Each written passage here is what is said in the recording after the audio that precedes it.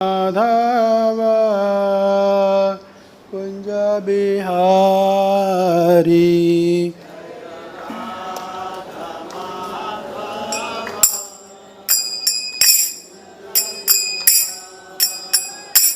जय राधा माधव कुंज बिहारी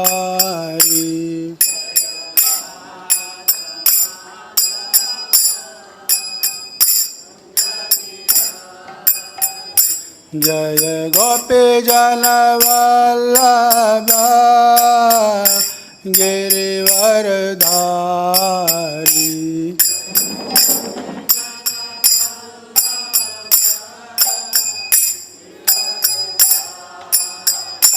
जय गोपी जन वल्लभ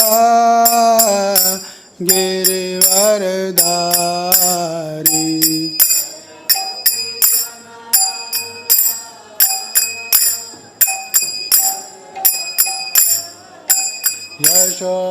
यशोदानंदन ब्रज जन रंजन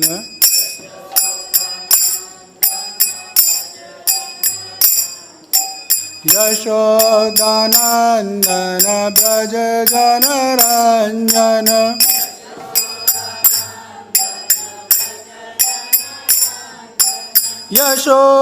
यशोदानंदन ब्रज जन रंजन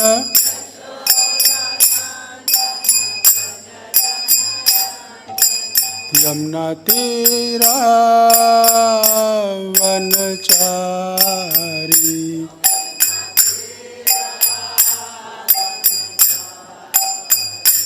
जय राधा माधव कुंज बिहारी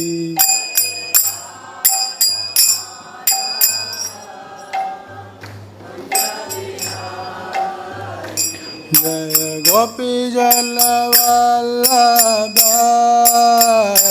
गिरिवरधारी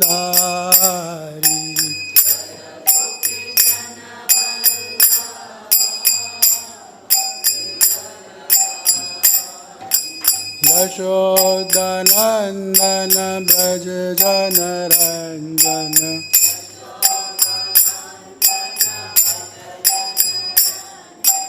यमुना तीरा वनचारी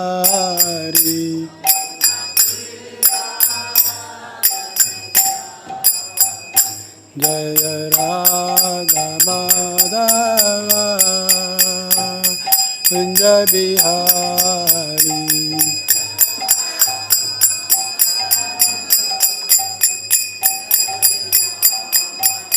जय Radha Madhav Kunj Bihari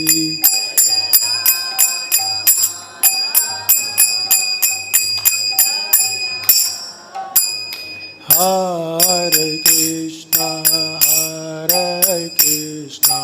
Krishna Krishna Hare Hare Hare Ram Ram Ram Hare Hare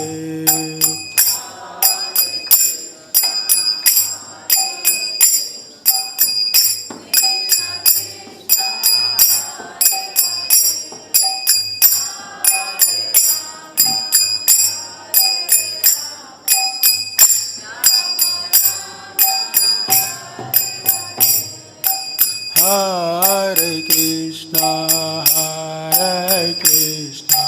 Krishna Krishna Hare Hare Hare Ram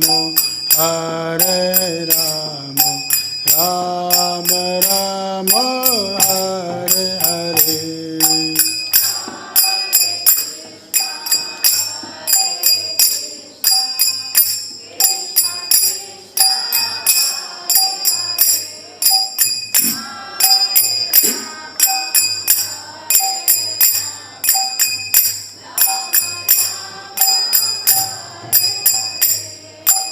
Hare Krishna, Krishna Krishna Hare Hare Hare Ram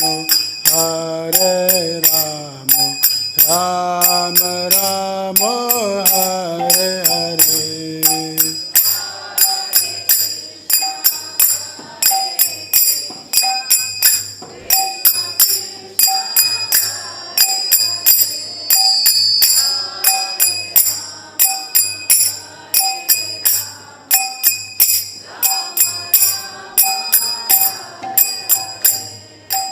Hare Krishna, Krishna Krishna, Hare Hare, Hare Rama, Ram Rama, Hare Hare.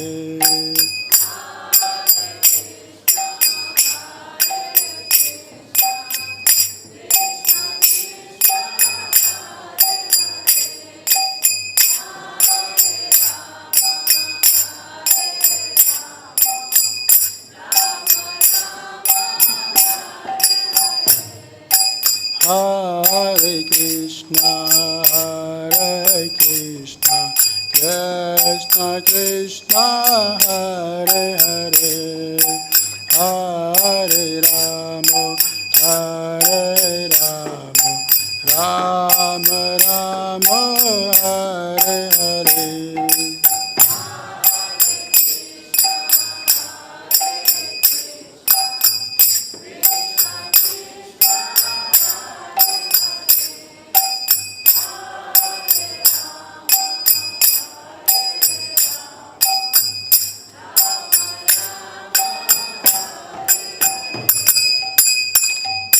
जय मुष्टिपाद परमहंस परिव्राजकाचार्य अशोत्तर श्री श्रीमद श्री भक्ति वेदांत स्वामी श्रील प्रभुपाद की जय मुष्टिपाद परमहंस परिव्राजकाचार्य अशोत्तर श्री श्रीमद श्री भक्ति सिद्धांत सरस्वती गोस्वामी श्रील प्रभुपाद की अनंत कोटि वैष्णव भक्त वृंद की निताय गौर प्रेम नंदे। ओम नमो भगवते वासुदेवाय, ओम नमो भगवते वासुदेवाय, ओम नमो भगवते वासुदेवाय। ग्रंथराज श्रीमद् भागवतम स्कंद 9 अध्याय 6 और अध्याय का शीर्षक है सौरभी मुनि का पतन। श्लोक क्रमांक 49। सा कदाचित् उपासीन आत्म अपवहम आत्मनः तदर्श बहुचाचर्यो मीनसंगा समुत्थितम्। हानिरा श्लोक था फिर से। सा कदाचिदुपासीना आत्म अपवहम आत्मनः ददर्श बहुचाचर्यो मीनसंगा समुत्थितम्। सा कदाचित्तु उपासीना आत्म अहम आत्मनः ददर्श बहुचाचर्यो मीनसंगम समुत्थितम्। सा कदाचिदु उपासीना आत्म अभम आत्मनः ददर्श बहुचाचर्यो मीनसंगा समुत्थितम्। वैष्णव। सा कदाचिदुपासीना आत्म अवहम आत्मना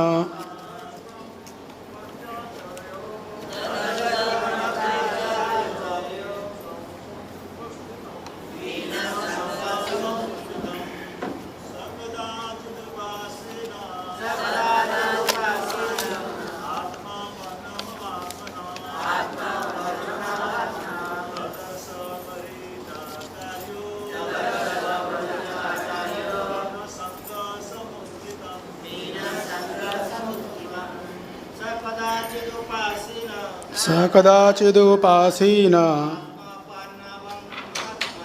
आत्म अवहम आत्मना ददर्श बहुचाचार्यो मीन संगा समुत्थितम। वैष्णवीस। स कदाचिदुपासीन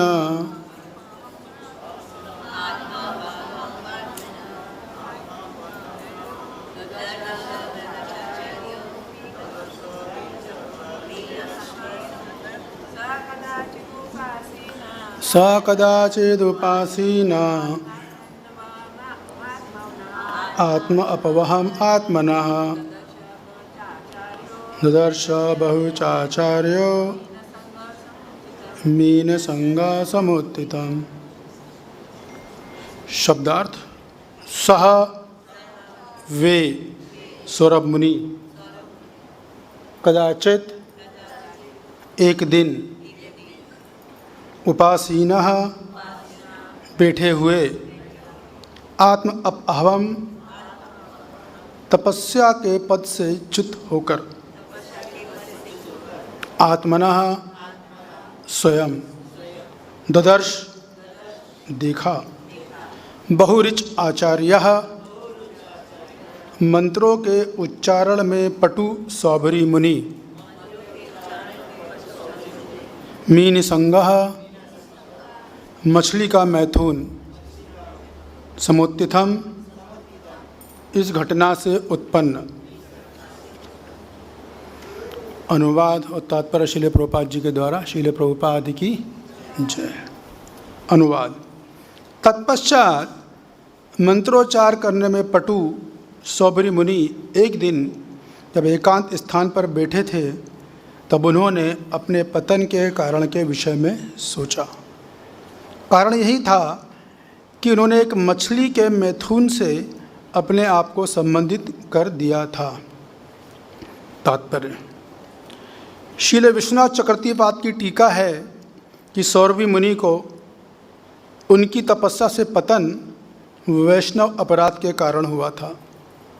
कथा इस प्रकार है कि जब गरुड़ ने मछली को खाना चाहा तो सौभरी मुनि ने बिना कारण उस मछली को अपनी शरण में रख लिया। चूँकि गरुड़ उस मछली को ना खा पाने से निराश हुए, इसलिए सौभरी मुनि ने एक वैष्णव के प्रति घोर अपराध किया था। इस वैष्णव अपराध के कारण सौभरी मुनि का योग तपस्या के उच्च पद से पतन हुआ। अतएव मनुष्य को चाहिए कि वैष्णव के कार्य में बाधा न डाले। हमें सौभरी मुनि से संबंधित इस घटना से यही शिक्षा ग्रहण करनी चाहिए। ओम अज्ञानान्तिमिरान्धस्य ज्ञान अंजनशलाकया चक्षुरुन्मीलितं येन तस्मै श्रीगुरुवे नमः। मूकं करोति वाचालं पङ्गुलिङ्गायते गिरिं यत्कृपातमहं वन्दे श्रीगुरुदीनतारिणं। वाञ्छाकल्पतरुभ्यश्च कृपा सिन्धुभ्यैव च पतितानां पावनेभ्यो वैष्णवेभ्यो नमो नमः। जय श्री कृष्ण चैतन्य प्रभु नित्यानंद श्री अद्वैत गदाधर शिवासादि गौर भक्तवृंद। हरे कृष्णा कृष्णा कृष्णा हरे हरे, हरे राम राम राम हरे हरे। हरे कृष्णा कृष्णा कृष्णा हरे हरे, हरे राम राम राम हरे हरे। हरे कृष्णा कृष्णा कृष्णा हरे हरे, हरे राम राम राम हरे हरे। सच्चिदानंद रूपाय विश्वोत्पत्त्यादि हेतवे तापत्र जय श्री कृष्ण। हरे कृष्णा। तो आप सभी का स्वागत है इस प्रातःकालीन श्रीमद् भागवतम सत्र में, वो भी श्री धाम वृंदावन में। वैसे तो भागवत कथा अपने आप में ही विश्व के किसी भी कोने में सुनी जाए मंगलकारी होती है, विशेष रूप से अगर वृंदावन स्थान में सुनने को मिले, वो भी आप जैसे भक्तों के संग में, तो उस कथा की शक्ति और अधिक बढ़ जाती है, कथा में रस और अधिक बढ़ जाता है। तो जैसा कि आप लोग सुनते आ रहे हैं कि इस पूरे स्कंद में, नवा स्कंद जो चल रहा है, इसमें मनु के जो पुत्र इक्ष्वाकु, उनकी वंशावली का वर्णन चला रहा है। और आते आते फिर कथा आती है राजा युवनाश पर, कि राजा युवनाश थे जिन्हों की 100 रानियाँ थी, 100 पत्नियों से उन्होंने विवाह किया था। लेकिन दुर्भाग्यवश उनका किसी भी पत्नी से कोई संतान की उत्पत्ति नहीं हुई थी। तो निराश राजा ने, अब राजा के लिए तो संतान होना, वैसे भी गृहस्थ जीवन में संतान तो आवश्यक है ही, विशेष रूप से राजा के लिए संतान का होना अति आवश्यक है, क्योंकि आगे प्रजा की देखभाल कौन करेगा, राजकार्य संभालना है। लेकिन चूंकि संतान नहीं थी तो निराश राजा जो है जंगल की तरफ उन्होंने प्रस्थान किया अपनी रानियों के साथ। क्यों किया? यज्ञ करने के लिए। उस यज्ञ का नाम है इंद्र यज्ञ। तो राजा इंद्र यज्ञ कर रहे थे और यज्ञ के दौरान उनको थोड़ी सी प्यास लगी, तो उन्होंने यज्ञ का जो जल था वो जल ग्रहण कर लिया और उसका फल ये हुआ कि उनको पुत्र की प्राप्ति हुई। और जो पुत्र प्राप्त हुआ वो पैदा होते ही माँ के स्तनपान के लिए रोने लगा, विलाप करने लगा। साधारणतः शिशु की आदत होती ही है, जब भी वो बाहर आते हैं तो तुरंत उन्हें स्तनपान चाहिए होता है। तो उस समय जो इंद्रदेव थे वो काफ़ी प्रसन्न थे राजा युवनाश से। तो चूँकि बच्चा रो रहा था, उन्होंने उसको मुख में एक अपनी तर्जनी उंगली डाल दी, जिससे बच्चे का रोना चुप हो गया। उस बच्चे का नाम पड़ा मानधाता। बिल्कुल, मानधाता जो थे भगवान के बहुत उच्च कोटि के भक्त थे, भगवत परायण थे, धर्म का नियम का पालन करते थे, विष्णु के भक्त थे, भक्ति करते थे, प्रजा को अपनी पुत्रों की तरह समझते थे और अच्छे धार्मिक आचरण था उनका। तो राजा मानधाता ने एक स्त्री से शादी करी जिसका नाम था बिंदुमती, जो उनकी रानी थी। और उस रानी से उनको 3 पुत्र और 50 पुत्रियां हुई। 3 पुत्र और 50 पुत्रियां। तो जिन पुत्रियों ने कालांतर में किससे विवाह किया, जिनकी कथा चल रही है, शौभरी मुनि से। तो इस तरह से पूरी षष्ठभूमि चली आ रही है। और फिर यहाँ पर जिस आपको पता चल रहा था, तो प्रभुपाद जी बोल रहे हैं कि शौभरी मुनि यहीं पास में ही रमणताल है यहीं पर वो जल के नीचे जाके नदी के तट पर घनघोर तपस्या कर रहे थे, अष्टांग योग कर रहे थे और इस स्तर पे आ चुके थे। उनको अनिमा, लगिमा, प्राप्ति, वशिता जो सिद्धियाँ होती हैं उस तक के स्वामी बन चुके थे वो, इतना उनका तप हो चुका था। लेकिन बस थोड़ा सा उन्होंने नर मादा और नर मछली और मादा मछली का समागम होते देखा, उनकी दृष्टि उस पर पड़ी और वो देखने के बाद उनका मन विचलित हो गया और उनके मन में तुरंत विवाह की इच्छा जाग उठी। कहाँ जाएं? तो राजा मानधाता थे एकदम उस समय, पूरी धरती के सम्राट, उनके पास गए वो। उनको बोला कि राजन, उन्होंने बताया कि मैं शौभरी मुनि हूँ और मैं जल में तपस्या कर रहा था, लेकिन अब मैं गृहस्थ आश्रम में प्रवेश करना चाहता हूँ। तो पहले राजा मानधाता थे वो एकदम आश्चर्यचकित हो गए एकदम, अरे ऐसा कैसा। लेकिन जब उन्होंने अपनी फरमाइश रखी तो राजा जो थे वो शौभरी मुनि के प्रताप को जानते थे कि अगर हमने इस मुनि को नाराज़ किया तो बहुत बड़ी गड़बड़ हो सकती है, मेरा राज्य किसी भी तरह की मुसीबत में आ सकते हैं। तो दूसरी तरफ उनकी इच्छा भी नहीं थी, क्योंकि शौभरी मुनि बड़े एकदम बुजुर्ग से, खाल लटकी हुई है, हड्डियाँ निकल रही हैं, चमड़ा लटक के नीचे आ चुका है, जर्जर अवस्था है एकदम, जैसे बुजुर्ग 90-100 साल के बुजुर्ग होते हैं वैसे दिख रहे थे वो। उन्हें तो मना भी नहीं कर सकते हैं और हाँ करता हूँ तो मेरी लड़कियाँ फंस जाएंगी मरता क्या ना करता, करे तो क्या करे। तो फिर उन्होंने सोचा, एक विचार आया उनके दिमाग में, उन्होंने सोचा कि मैं एक काम करता हूँ कि इनको, जो मेरी राजकुमारियाँ जहाँ रहती हैं, रानियाँ जहाँ रहती हैं, उसको बोलते हैं अंतःपुर, महल में, तो मैंने खुद ही भेज दूँगा इनको वहाँ जाके। तो उनको लड़कियाँ मेरी जो राजकुमारी वैसी पसंद नहीं करेंगी, तो बस मैं मना भी नहीं करूँगा इनको, विवाह भी नहीं हो पाएगा। तो कहते हैं ना, सांप भी मर जाए और लाठी भी ना टूटे। इस प्लान से उनके दिमाग में चिंतन चलता रहा। तो उन्होंने कहा ये करना ठीक है। और फिर उन्होंने बोला ठीक है मुनिवर, आप चाहें तो राजकुमारियों के महल में आप जा सकते हैं और जो भी एक कन्या आपको पसंद आए उससे आप विवाह कर लेना, मुझे कोई आपत्ति नहीं है। लेकिन शोभरी मुनि कोई छोटी मोटी हस्ती तो है नहीं, अष्टांग योग का नियंत्रण था उनको ऊपर, एकदम बहुत उच्च अवस्था में थे।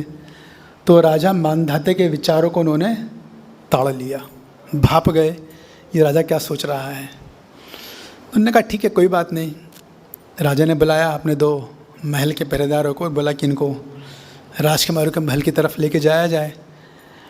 शूरमुनि ने रास्ते में सोचा कि देखो मेरी हालत को देखकर, फटे चिटे कपड़े हैं, एक दाली का बाल बड़ा, एक दाल छोटा, एक काला है, एक सफ़ेद है स्वाभाविक है कोई भी लड़की पसंद नहीं करेगी, तो राजकुमारी मुझे पसंद तो नहीं करेंगी, लेकिन मैं अपनी योग शक्ति से अपने शरीर को इतना बलिष्ठ, इतना आकर्षक बनाऊंगा, इतना सुंदर बनाऊंगा कि इनकी तो बात छोड़िए, स्वर्ग की जो अप्सरा है ना वही मुझे देख के मोहित हो जाएंगी।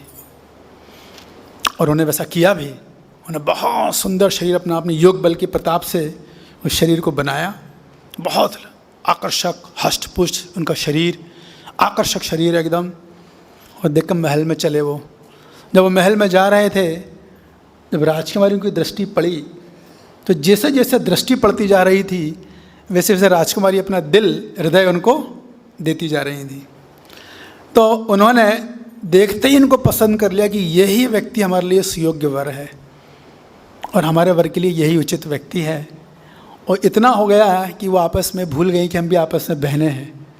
और थोड़ा सा उनमें एक हल्का सा प्रतिस्पर्धा तरह की हो गई कि नहीं मैं विवाह करना है, वो बोले नहीं मुझे विवाह करना है।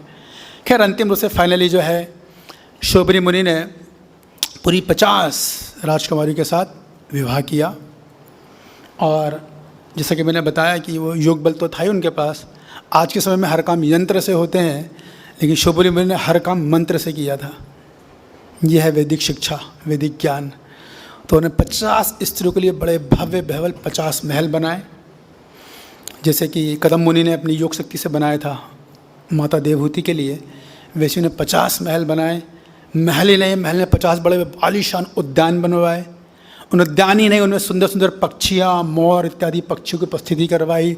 सुंदर पक्षियाँ थे उसके अंदर, और बड़ा एक रमणीय वातावरण था ताकि रानियों को वहाँ रहने में अच्छा लगे, आनंद से जी सके। कोई उनके महल में किसी रानी के लिए किसी तरह की कोई दुविधा, कोई असुविधा कुछ नहीं थी। हर वो सुख जो संसार का सुख रानियों को चाहिए वो सब उनके महल में उपस्थित था। और एक एक रानी से उन्होंने 10-10 पुत्र उत्पन्न किए। इस प्रकार उनका कुल मिला के 5000 से अधिक लोगों का एक परिवार स्थापित हो गया। और उस महल में आराम से आनंदपूर्वक रहने लगे, अपनी पत्नियों के साथ, बच्चों के साथ गृहस्थ जीवन का आनंद लेने लगे। इतना सब उनको याद आ रहा है और विचरण कर रहे हैं, इतना सब मैंने भोग किया था और इतनी मैंने तपस्याएं की थी। और यहाँ पर उनको ये बात याद आ रही है कि देखिए थोड़ा सा मैंने एक दृश्य का, इसके बाद मैंने दृश्य का तपस्या मैंने इतनी करी और एक जरा सा मैंने दृश्य देख लिया तो मेरे को जीवन में इतनी बाधाएं आ गई, मतलब समय में, भक्ति भगवत प्राप्ति के मार्ग में एक रुकावट सी आ गई है। तो पढ़ने के बाद ये मन में प्रश्न उठता है, क्या भगवान की भक्ति इतनी निर्बल है, इतनी कमज़ोर है क्या? क्या हमारे हृदय के अनर्थ इतने शक्तिशाली हैं कि हम इतने सालों, हम भक्त लोगों को हो गए 15-15, 20-20 साल, 25-30 साल भक्तों को हो चुके होंगे यहाँ पर, इतने साल से हरि नाम का जप कर रहे हैं, मंगल आरती अटेंड कर रहे हैं, भागवत कथा श्रवण कर रहे हैं, भक्तों का संग कर रहे हैं, तरह तरह की सेवाएं हो रही हैं, एक ही जीवन जी रहे 20-25 साल हो गए हैं। तो भक्ति इतनी निर्बल हो गई क्या कि हृदय के अनर्थ इतने ज़्यादा पावरफुल हो गए कि भक्ति इनको ख़त्म नहीं कर पाई? ऐसा कैसे हो रहा है?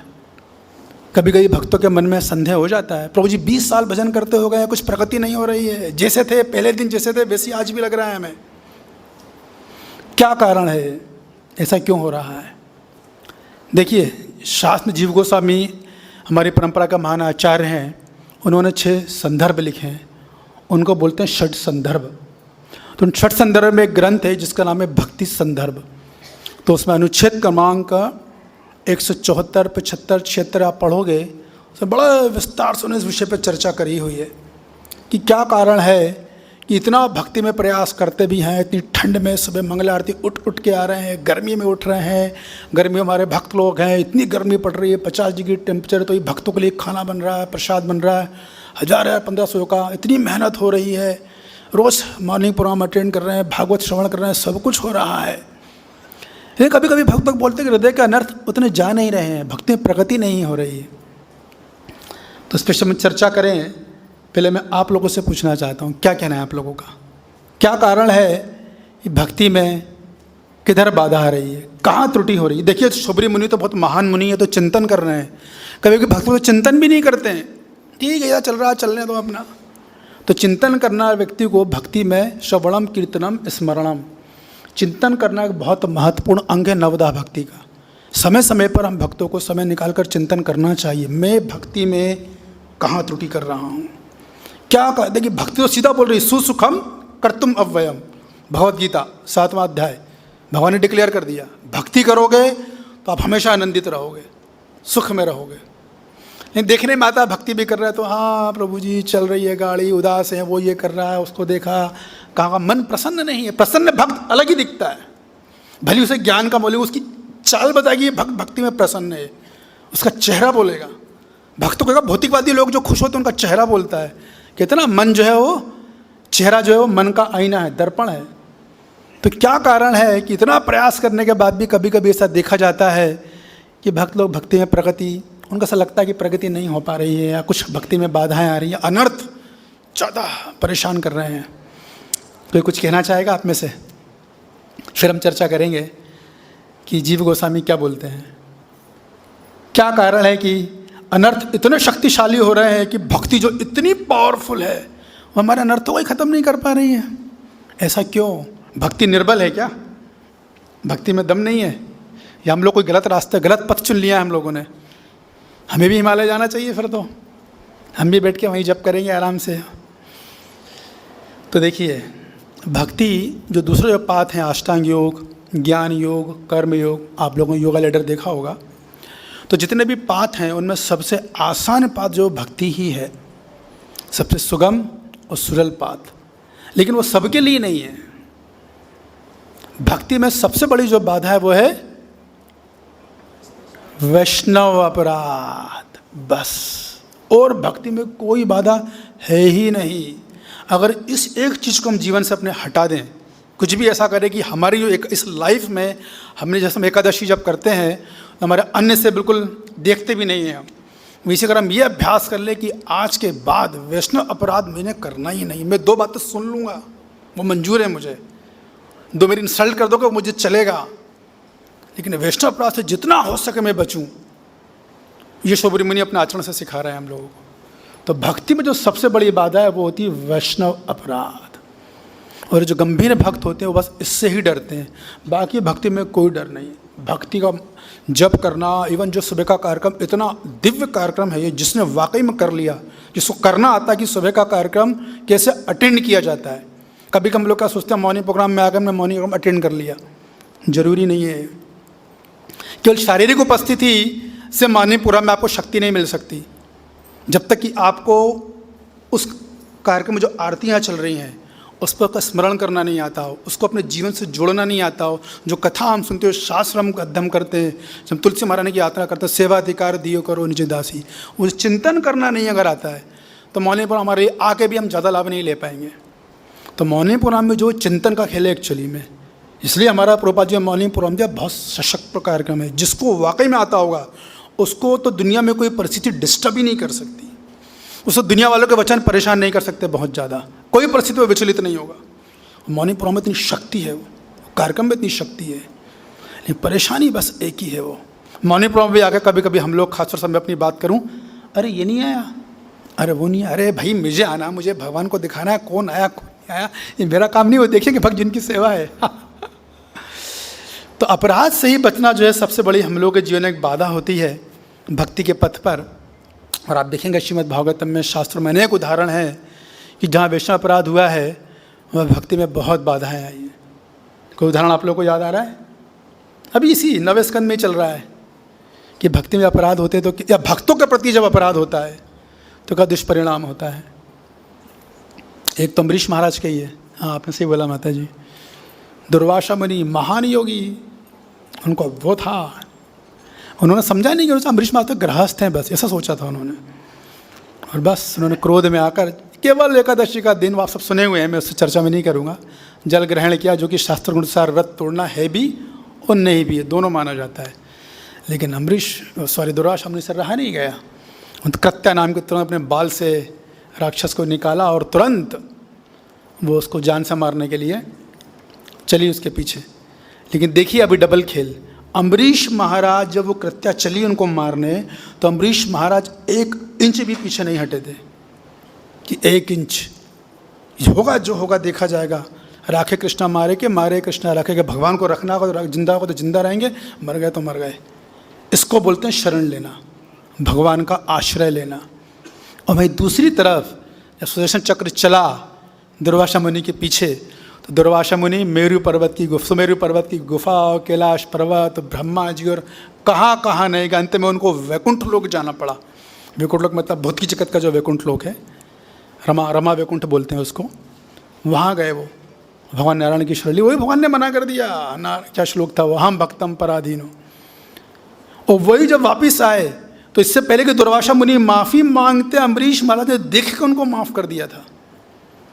इतना जघन्य अपराध उन्होंने किया था। तो वैष्णव अपराध से कोई भी पाथ में अगर हम चलें, किसी पथ पे चल रहे हैं, खासकर भक्ति के साधक, भक्ति के पथ की अगर बात करें, तो सबसे बड़ी जो बाधा है वो वैष्णव अपराधी है। फिर दूसरा है, एक उदाहरण आता है श्रीमद् भागवतम में, अगस्त मुनि और राजा इंद्रद्युम्न का। आपको पता होगा, राजा इंद्रद्युम्न से वो तपस्या कर रहे थे, अगस्त मुनि वहाँ पर आ गए, तो राजा इंद्रद्युम्न ने क्या किया, उनका स्वागत नहीं किया, उठे नहीं, अपना भजन साधन में लगे हुए थे, इनको देख कर भी अनजान कर दिया। तभी यहाँ प्रश्न उठता है, हम तो रोज़ सुबह बोलते हैं मौनी पुराण में, अमाननीना मान देना कीर्तनीय सदा हरि। अगस्त मुनि में कैसे भावना, वो तो इतने बड़े उच्च कोटि के साधक हैं, सिद्ध हैं, साधक नहीं सिद्ध हैं, तो उनको कैसे भावना गई कि भाई मेरा अपमान कर रहे हैं। हमारे तो दर्शन ये बोलता है कि हमें सारा सम्मान दूसरों को देना, बदले में कुछ रखना ही नहीं है। अगस्त मुनि ने कैसे कर दिया है, फिर अगस्त मुनि गलत हो गए। मैं जब सुना तो मेरे मन में यही भाव आया था, ऐसा कैसे हो गया भाई, अगस्त मुनि इतने बड़े सिद्ध मुनि, उन्हें समझना चाहिए कि भजन साधन कर रहे हैं अपना, उन्होंने कौन सा अपमान किया, कुछ बोला थोड़ी उनको कुछ। तो वहाँ पे जीव गोस्वामी, इसका उत्तर मुझे मिला जीव गोस्वामी की टीका में। जीव गोस्वामी टीका में वहाँ पर नीचे लिखते हैं कि एक्चुअली जो इंद्रद्युम्न महाराज थे, उनका स्वभाव था ये, वो पहले भी कई बार वैष्णव को देख के कर चुके थे। जब भी भजन साधन करते थे, कोई आता था तो देख के इग्नोर कर लेते थे, वो आंखें बंद कर लेंगे, अधर देखा नहीं है, ये करते थे वो। तो अगस्त मुनि जब गए तो उन्होंने देखा कि एक तो राजा है, ये गृहस्थ आश्रम में है, घास आश्रम की जिम्मेदारी नहीं निभा रहे हैं, प्रजा की सारी जिम्मेदारी वो नहीं निभा रहे, वो सब छोड़कर जंगल में आकर तपस्या कर रहे हैं, और इससे पहले भी कई बार अनदेखा कर चुके हैं। तो अगस्त मुनि को करुणा आ गई, तब उन्होंने करुणा के अवश्य उनको श्राप दिया, क्योंकि वो जानते थे कि मेरे श्राप से इसका मंगल हो जाएगा, अगले जन्म में साक्षात भगवान के दर्शन होंगे और चले जाएंगे। वही हुआ, वो इंद्रद्युम्न बने, राजा बन गए, और गजेंद्र हाथी बने, फिर आप सबको कथा पता ही है। वो मेरा कहने का मतलब, लेकिन वैष्णव अपराध कितना गंभीर होता है, भक्ति में बाधा अवश्य आती है।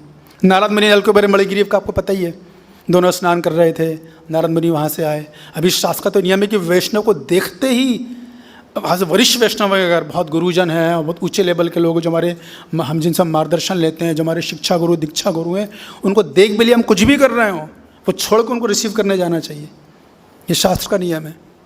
जाना चाहिए, सब छोड़ के जाओ, उनको अभिवादन करो, उनको प्रणाम दो, जल दो, बैठने का स्थान दो, नहीं तो अपराध है, नहीं तो अपराध है।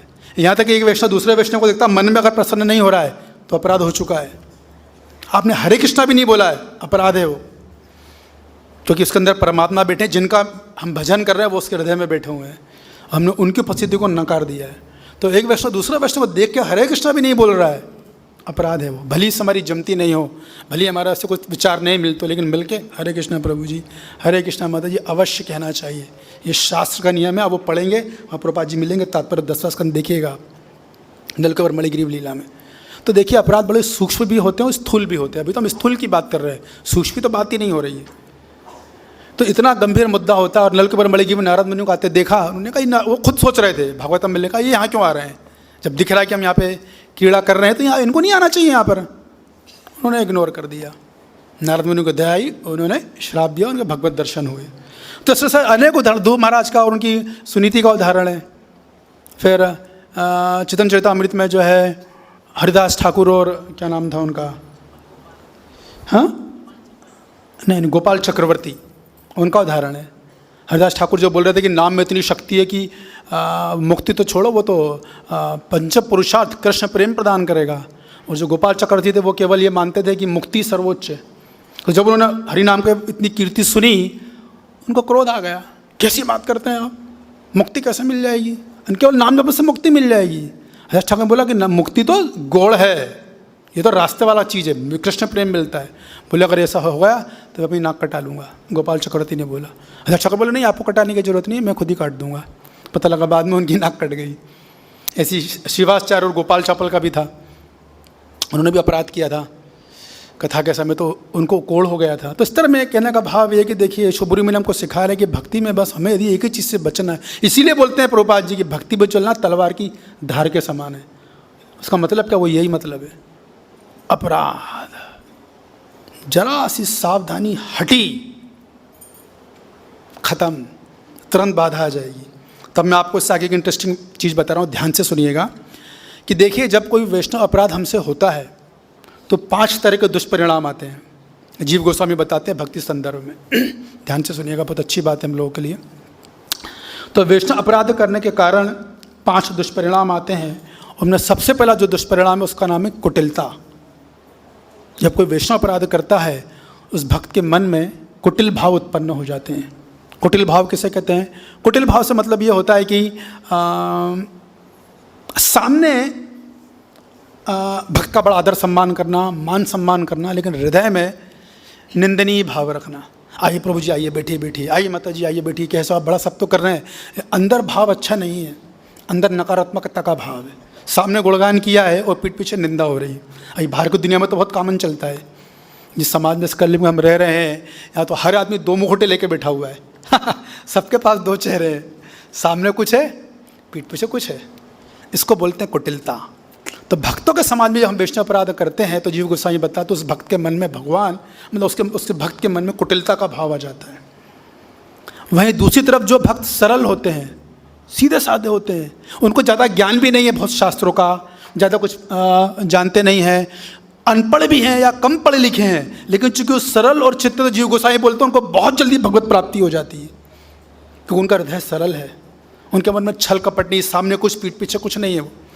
लेकिन जो कभी कभी ऐसा देखते हो कोई बहुत शास्त्रों का बहुत बड़ा ज्ञाता है, विद्वान है, या कोई बहुत कुशाग्र बुद्धि के भक्त होते हैं जो बड़ी बड़ी सेवाएं करते हैं, लेकिन मन में अपराध हुआ तो कुटिलता जागृत हो जाती है और कभी कभी देखने में आता है। तो इसलिए हमारा कभी कभी उच्च शिक्षा भी जो है भक्ति में बाधा बन जाती है। इसलिए हमारा आचार्य भक्ति विनोद ठाकुर बोलते हैं, जड़ विद्या माया रे वेधाव तुम्हारे भजने बाधा है एक्चुअली में। इसलिए अगर कभी हमें अच्छे भगवान ज्ञान दे दें, बुद्धि दे दें, विवेक दे दें, तो अपराध से बचना चाहिए, क्योंकि वो स्वाभाविक होता है, वो भावना आ जाती है कि मैं दुनिया का सर्वश्रेष्ठ वैष्णव हूँ। हमें सब बोलते नहीं हैं, मन में भाव रहता है। ठीक है, दुनिया को तो नहीं हूँ ना, उत्तर प्रदेश में तो हूँ, जहाँ जितने इस्कॉन मंदिर है वहाँ का मैं श्रेष्ठ भक्त हूँ। वहाँ का भी नहीं हूँ, इस्कॉन वृंदावन का तो हूँ। वहाँ भी नहीं मानते आप, प्रभु जी मैं आपसे तो बेहतर हूँ, इससे कम में कंप्रोमाइज़ नहीं होगा। वो चित्त में रह जाता है। वो कब आता है? वैष्णव अपराध के कारण। I am better than you, I am greater than you, और यहीं से कुटिलता की श्रृंखला, अपराधी की श्रृंखला चालू हो जाती है। तो भक्ति में हम लोगों को इस अपराध से बचने का बहुत प्रयास करना चाहिए। आप श्रीमद् भागवतम का 11वां स्कंद देखेंगे तो 19 अध्याय का 36वां श्लोक है, आप लोग खोल कर देख सकते हैं। उसमें क्लियर श्लोक बोल रहा है कि जो लोग सरल चित्त वाले होते हैं, भले उन्हें भक्ति में ज़्यादा ज्ञान नहीं है, ज़्यादा कुछ जानते नहीं, तीव्र मंद बुद्धि है, ज़्यादा चीज़ें समझ में नहीं आती, लेकिन चूंकि सरल चित्त है उनका, सरल जो अंदर वो बाहर, सरल मतलब जो अंदर है वो बाहर है, ख़त्म। मैं जो हूँ जैसा हूँ आपके सामने हूँ, ये खड़ा हूँ, इसको बोलते हैं सरल चित्त। ऐसे लोग का थोड़ा सा भी भजन करते हैं, उनको भगवत प्राप्ति तुरंत हो जाती है, भगवान तुरंत उनको ग्रहण कर लेते हैं। वहीं दूसरी तरफ बहुत शास्त्रों को ज्ञाता, बहुत लोग जानते हैं, बहुत प्रचार कार्य कर रहे हैं, लेकिन अपराध हो गया तो मन में कुटिलता आ गई, तो बोलते हैं कि उनको भगवान तो छोड़ो, अभी आगे जीव गोस्वामी बोलेंगे, मैं बताऊंगा आपको, साधु लोग भी कृपा नहीं करते उन पर, ऐसा लिखते हैं जीव गोस्वामी। तो उनको ना महत कृपा होती है ना भगवत कृपा होती है। कुटिलता इतना भयानक जो है वो अनर्थ होता है। तो फिर प्रश्न ये उठता है कि भक्ति इतनी, फिर ये बात आती है कि भक्ति इतनी निर्बल है क्या कि हमारे अनर्थों को, हमारे कुटिलता जैसे को अनर्थ को समाप्त नहीं कर रही है। तो समझाते हैं अच्छे से कि ठीक से समझना चाहिए। दो उदाहरण देते हैं, वो एक उल्लू का और एक कुत्ते का, कि देखिए जब सूरज निकलता है तो सारी दुनिया को प्रकाश होता है, सारी दुनिया देखती है, उल्लू को नहीं दिखता है। तो इसमें सूर्य का दोष है क्या? नहीं, सूर्य का कोई दोष नहीं, क्योंकि बाकी सब लोगों को दिख रहा है। ठीक वैसे ही अगर मुझ में कुटिलता आ गई तो इसका मतलब ये नहीं कि भक्ति निर्बल है, भक्ति सबल है एकदम, क्योंकि बाकी भक्तजन भक्ति में प्रगति कर रहे हैं, सब अच्छे से जा रहे हैं। तो भक्ति का दोष नहीं है ये व्यक्ति का, मेरा अपना दोष है कि मैंने अपराध किया, मेरे अंदर कुटिलता आ गई। दूसरा उदाहरण देते हैं वो कुत्ते का, कि कभी कभी क्या होता है गांव में अक्सर होगा, आपने जो ग्रामीण क्षेत्र के होंगे जो देखा होगा, कुत्ता जो है वो कभी कुएं में गिर जाता है, और कुएं में गिर जाता है तो कुत्ता मर जाता है, कुत्ता सड़ जाता है। तो सड़ने के बाद बहुत दुर्गंध आने लगती है। अब वहाँ पे व्यक्ति अगर जाए और बाल्टी डालकर पानी निकाले, 1 बाल्टी 2 बाल्टी 10 बाल्टी, आप पूरा कुआं भी खाली कर दोगे ना, तो जीव गोस्वामी जी बोलते हैं कि दुर्गंध नहीं जाने वाली है, भले आपने पूरा कुआं खाली भी कर दिया। तो दुर्गंध कब जाएगी? वो जब कुत्ते को निकाला जाएगा तब वो दुर्गंध जाएगी। ठीक वैसे ही भक्ति में प्रगति तभी होगी जब उस कुटिलता को हृदय से निकाला जाएगा। नहीं तो आप कितने ही नाम जप कर लो, कितने ही साधना कर लो, जितने एकादशी व्रत रख लो, जितने आप चाहो मंगल आरती अटेंड कर लो, वो कुटिलता अगर यहाँ है तो बाधा बनी रहेगी, वो निकलेगी नहीं। आपको कुटिलता रूपी उस कुत्ते को हमें निकालना होगा, सरल हृदय बनाना होगा, और वो इस कलयुग में बहुत बड़ी चुनौती है। ये इतना आसान नहीं है। कलयुग में हम लोग भी जब प्रचार कार्यों में जाते, आप लोग भी जाते हो तो आप देखते होंगे, सरल हृदय के लोग मिलना बड़ा मुश्किल है। कलयुग में आदमी स्वभाव से ही कॉम्प्लेक्स होता है, वो हर किसी चीज़ में उसको झूठ बोलने की आदत होती है। कितने गुलाब जामुन खाए? प्रभु जी 1 खाए। अरे 10 खाए तो बोल दे भाई 10 खाए लेकिन वो हो चुका है, कैसा कल्चर ही आ चुका है। तो कुटिलता जो इतना भयानक अनर्था है जिससे भक्ति में बहुत दिक्कत आती है। लेकिन और जीव गोस्वामी ये भी बोलते हैं कि जो भगवान की कृपा सरल भक्तों पे दिखाई देती है वो कुटिल भक्तों पे नहीं दिखाई देती। भले दिख रहा हो कि बड़ी बड़ी सेवाएं कर रहे हो, लेकिन वाकई में भक्ति में प्रगति नहीं हो रही है, भगवान संतुष्ट नहीं है उनसे, माँ में छतु धनंजय नहीं हो रहा है उनका। तो सार कुल मिला के यह है कि जो भक्त सरल होते हैं, सहज होते हैं, स्वाभाविक होते हैं, उनको महत कृपा बहुत जल्दी प्राप्त होती है, उनको भगवत कृपा बहुत जल्दी प्राप्त होती है। भले वो क्षमा कीजिएगा, भले वो कम पढ़े लिखे हों, ज़्यादा शास्त्रों का ज्ञान नहीं है उनको, लेकिन सरल हैं तो वो जल्दी प्रगति कर जाएंगे, जल्दी भगवत प्राप्ति करेंगे, बजाय उनके जो भक्त कुटिल हैं, भले वो शास्त्रों के बड़े महान ज्ञाता हों, बड़ी अच्छी अच्छी क्लासेस देते हों, प्रवचन करते हों, बड़े बड़े काम करते हैं, अगर वो सरल है फिर तो बहुत अच्छी बात है, सोने पर सुहागा है। तो बात यही है कि हम लोग भजन कर रहे हैं, भक्ति कर रहे हैं, और फल अगर नहीं मिल रहा है तो कारण यही है कुटिलता, जिसका कारण है वैष्णव अपराध। तो पहला इफेक्ट है कुटिलता। दूसरा जो दुष्प्रभाव है, जो दूसरा जो प्रभाव है, दुष्प्रभाव है, वो होता है अश्रद्धा। जब कोई साधक वैष्णव भक्ति कर रहा है, भजन कर रहा है और वैष्णव अपराध हो गया तो उसके अंदर साधु के प्रति, शास्त्र के प्रति, भगवान के प्रति अश्रद्धा जागृत हो जाती है। शास्त्र जो निष्कर्ष हैं, शास्त्र में सिद्धांत बताए जा रहे हैं, जो मत बताए जा रहे हैं, भगवान पर लीला से जो सिखा रहे हैं, जो आचरण सिखा रहे हैं, उससे उसकी श्रद्धा हट जाती है। ऐसा नहीं होता, ऐसा लगता है, उससे होता है नहीं बहुत बड़ा चढ़ा के बताया जा रहा है। ऐसा थोड़ी ना होता है कि हम भजन करो, भगवान हमारी हर चीज़ की रक्षा करेंगे, ऐसा श्रद्धा का भाव जागृत हो जाता है। तो भक्ति से उनकी श्रद्धा कम होने लग जाती है। जप में श्रद्धा होती रहे, भली कर भी रहे हैं जब वो भक्तों के संग के प्रभाव में आकर, लेकिन अंदर से श्रद्धा नहीं है उनकी कि वो नाम जप है जो मुझे इस पूरे संसार से निकाल तो देगा ही देगा, सारे दुख कष्ट से छोड़ के मुझे भगवत प्राप्ति कराएगा, वैकुंठ गोलोक पहुंचा सकता है, वो माला है मेरे हाथ में, वो हमें प्रभुपाद जी, वो चैतन्य महाप्रभु ने दिया है। वो श्रद्धा छिन्न भिन्न हो जाती है। क्यों? वैष्णव अपराध। अभी देखिए, जैसे कि उदाहरण अगर देखें तो प्रहलाद महाराज, अभी ये विपरीत उदाहरण है। ये प्रहलाद महाराज की इतनी श्रद्धा थी कि आप सब जानते हैं उनके साथ क्या क्या किया गया है। पहाड़ से फेंका गया, हाथी से कुचलवाया, अग्नि में जलाया, क्या कुछ नहीं किया है। लेकिन उनकी कितनी अटूट श्रद्धा थी। मारे कृष्णा राखे, राखे कृष्णा मारे। परीक्षित महाराज जैसे उन्हें पता चला कि 7 दिन का श्राप मिला, उन्होंने क्या बोला? पहला अध्याय का 19 पहले स्कंद का 19वां अध्याय का 15वां श्लोक, कुहू का तक्षको हुआ। आने दो, जो भी आने वाली, जो भी ऋषि श्रृंगी ऋषि ने मुनियों में भी श्राप दिया हुआ है, जो भी तक्षक मुझे काटेगा, जो भी उसने एक जादूगरी चीज जो उत्पन्न करी, आयो काटे मुझे, मारे। क्यों 7 दिन का, वाई 7 days, क्यों 7 दिन का इंतजार किया जाए? इतना उनका परीक्षित महाराज का पहला शब्द ये था। तो परीक्षित महाराज खुद रक्षा नहीं चाहते थे एक्चुअली में, जैसे उन्हें पता चला तो, क्योंकि श्रद्धा इतनी मजबूत थी।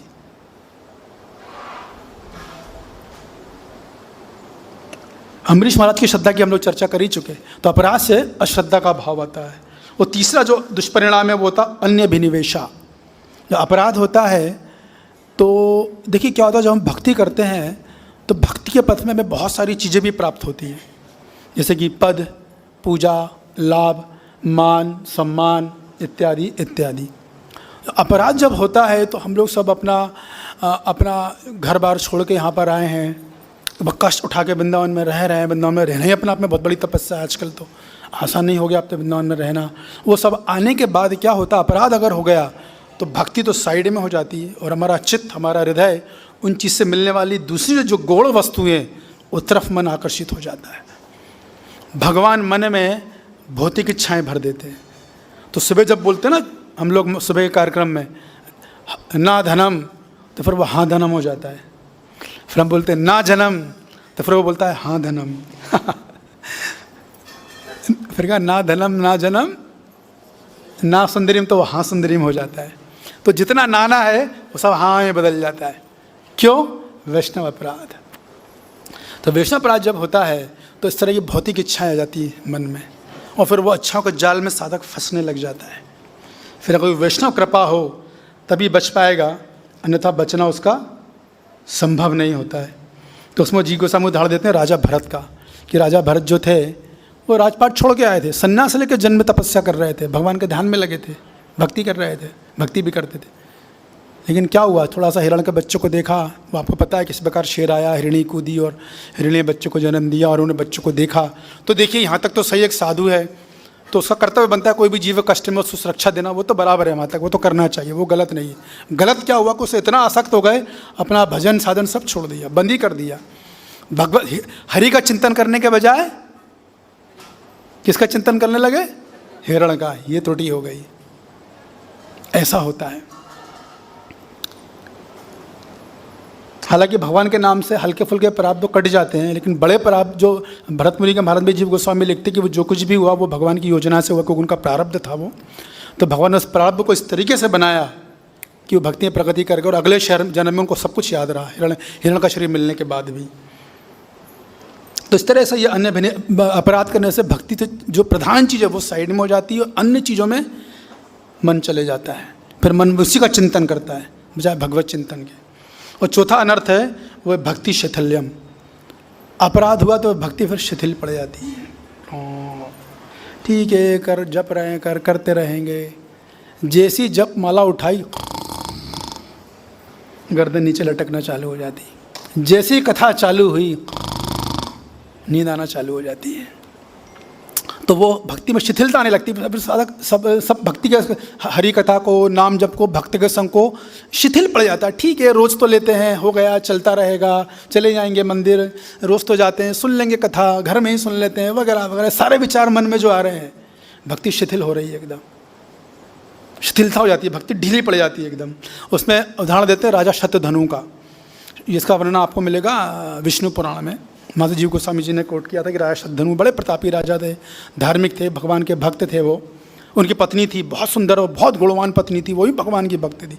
दोनों उच्च कोटि के भक्त थे, साधारण भक्त नहीं थे वो। लेकिन एक गलती कर गए बस, हमेशा की तरह नदी में स्नान करने गए, स्नान करके बाहर आए और भगवान विष्णु की पूजा अर्चना करने जा रहे थे कि रास्ते में नदी के तट पर अधर्मी मिल गया, विधर्मी, और उससे कुछ निंदा सुन ली भगवान के बारे में, भगवान के भक्तों के बारे में। हटे नहीं वहाँ से वो, निंदा सुन ली उन्होंने, निंदा सुन, इसका परिणाम ये हुआ अगले जन्म में तुरंत कुत्ता बन गए वो। फिर वो लंबी कथा है, आप चाहो तो पढ़ सकते हो। कुत्ता बने, फिर वो सियार बने, फिर भेड़िया बने, कौवा बने, गिद्ध बने, क्या कहा, 6 जन्म लिए उन्होंने, 6 जन्मों की बाधा आई है। फिर उनकी पत्नी ने आके उनका उद्धार किया, उनको सयाद दिलाया और फिर वो भगवत धाम गए। लेकिन भक्ति शिथिल पड़ गई, उतनी बाधा आ गई, ग्रेप आ गया और भक्ति के अंदर, वो अपराध से होता है। और 5वां भक्ति कृत अभिमाना। कभी कभी जब भक्ति करते हैं तो देखिए बड़ा सूक्ष्म बिंदु है ये मन में अभिमान आ जाता है। कितना बढ़िया भक्त हूँ मैं, कितना अच्छे से जप करता हूँ मैं, कितना बढ़िया क्लास देता हूँ मैं, कितनी अच्छी मेरी क्लास होती है, कितना अच्छा, कितने लोगों को मैंने भक्त बनाया, मैंने भक्त बनाया है। तो भाव मन में आ जाता है अहंकार का। और जीवा से बोलते हैं वो अहंकार किसका होता है? भजन का अहंकार होता है, भजन करने का अहंकार। इसलिए शास्त्र बोलते हैं कि 3 चीज़ें आदमी को उसको दिखाना नहीं चाहिए, भोजन, भजन और शयन, गुप्त रखना चाहिए, क्योंकि अहंकार है वो आएगा। तो भक्त में जब अहंकार आता है तो उसका मतलब क्या है? उसका सीधा रिफ्लेक्शन, मतलब हिंदी में बोलेंगे उसका परावर्तन ये होता है कि हम दूसरे को अपने से तुच्छ मान लेते हैं। ये छोटा भक्त है, ये कल का ही क्या जानता होगा, ठीक से भाई ठीक से नहीं करता है, क्लास देने बेटा कुछ बोलने नहीं आता है इनको, कुछ शास्त्रों का ज्ञान ही नहीं है, मुझसे पूछो मैं कितना जानता हूँ। ये भाव सूक्ष्म रूप से आ जाता है। और ये कब आता है? अभिमान के कारण। इसमें उदाहरण देते हैं वो किसका? दक्ष का। आप लोगों को पता होगा, भागवत आप लोग सुनते आ रहे हो कि दक्ष जब प्रजा में अपने सभा में आए थे, सारी सभा के लोग खड़े हुए, केवल 2 महाभागवत खड़े नहीं हुए, ब्रह्मा जी और शिव जी। तो ब्रह्मा जी को देख कर दक्ष बोले ठीक है, तो पिताजी हैं तो समझ में आता है, पुत्र पिताजी थोड़े ना पुत्र के सामने खड़े होंगे, लेकिन ये शिव ये कैसे खड़ा नहीं हुआ? अरे प्रजापति हूँ मैं। और फिर आप जानते हैं किस तरह वो कथा आगे चलती, किस तरह शिव जी का अपमान हुआ और वही वैष्णव अपराध हुआ जिसका उनका भयानक परिणाम भुगतना पड़ा। और फिर जी गोसाई बोलते इतना ही नहीं, वो तब भी उनको अभिमान रहा कि जब प्रचेता आए तो प्रचेता को नारद मुनि ने प्रचार करके भक्त बना दिया तो उन्होंने जाकर नारद मुनि को श्राप दे दिया। अभी देखिए दोनों उनसे वरिष्ठ हैं यहाँ पर, शिव जी भी महाभागवत है, नारद मुनि भी महाभागवत है। दक्ष जी का स्तर उनके स्तर पे नहीं है, वो भी अच्छे भक्त, लेकिन उन स्तर पे नहीं है वो, अपने वरिष्ठ भक्त को अपराध। और यही अपराध शोभरी मुनि ने किया था। मैं आपको क्यों बता रहा हूँ सभी चीज़ें कि शोभरी मुनि ने क्या अपराध किया था। शोभरी मुनि गए अपनी तपस्या कर रहे थे, देखिए उनका पतन मछलियों को देखने के कारण नहीं हुआ है, ऐसा बिल्कुल नहीं समझिएगा। जीव गोस्वामी क्लियर लिखेंगे, भागवत में प्रभुपाद जी भी लिख रहे, हमने सुना है भी। उनका जो पतन हुआ था वो हुआ था वैष्णव अपराध के कारण, क्योंकि वहाँ पर गरुण जी आते थे, गरुण जी मछलियों को ग्रहण करते थे। लेकिन शोभरी मुनि ने वहाँ पर देखा गरुण जो मछली को खा रहे हैं, अभी शोभरी मुनि अपना कोने में जप कर रहे हैं। प्रभुपाद जी लिख रहे हैं ना कि दूसरे के पछड़े में पड़ना ही नहीं चाहिए। फिर प्रभुपाद जी जीव को एक्चुअली ये विश्वनाथ चक्रवर्ती पाद लिखते हैं, वो प्रभुपाद जी ने उसी को यहाँ पे उतारा है, लिखा है उसको। क्या करना है आपको दूसरे वैष्णव दूसरे काम में कहीं, अब कहते हैं ना कि फटे में टांग नहीं फंसता कभी वो, जब तक कि उसके पास खुद लोग ना आ जाए। उसे पता है ठीक नहीं है, 2 वैष्णव आपस में लड़ रहे हैं, जो अपनी आवश्यकता नहीं तो अभी बीच में नहीं पड़ना चाहिए। तो उसी प्रकार जब ये आ गए थे अपना गरुण देव जब आए तो शोभरी मुनि ने तुरंत उनको अभी देखिए उनको दया आ गई कि मछली को बचाना चाहिए। तो देखा है तो शोभरी मुनि ने गलत तो नहीं किया, सही किया एकदम।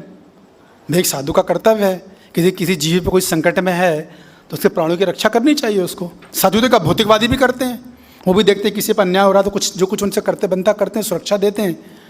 तो शोभरी मुनि गलत थे क्या या नहीं थे? क्या कहना है आप लोगों का? दिखाए तो सही थे, करना चाहिए उनको। गलत सही थे, गलत थे। शोभरी मुनि का मछलियों को बचाना सही था या गलत था? हाँ जी, कैसे? हाँ